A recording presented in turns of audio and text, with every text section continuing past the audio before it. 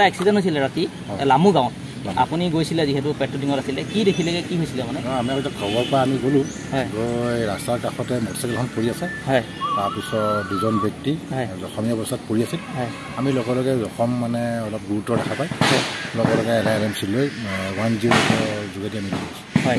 তেওঁলোক ক'ৰ ক'ৰ বুলি গম পাইছোঁ এইটো কণা নদীৰ ফালৰ বুলি আমাক কণা নদী আৰু কুঁহিয়াবাৰী এজন বুলি হয় এনেকুৱাই পাব্লিকে কোৱা মতে হয় হয়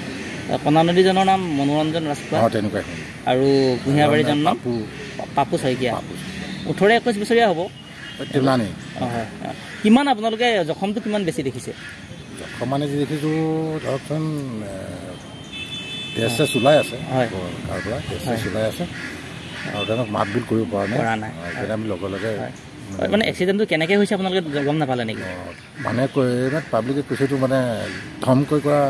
এটা এক্সিডেণ্ট হোৱাৰ শব্দ শুনিছে কিন্তু কেনেকৈ হ'ল পাব্লিকে তাৰমানে যেতিয়া মানে ধৰক আন্ধাৰটো মানে আৰক্ষী তৎপৰতাৰে কামটো কৰিছেগৈ আমি শুনিলোঁ খবৰ পাই লগে লগে গৈছোঁ ৰাস্তা কাষত পাইছোঁ আৰু লগে লগে তেওঁলোকক মানে হস্পিটেললৈ চিকিৎসাৰ কাৰণে লগে লগে হ'ব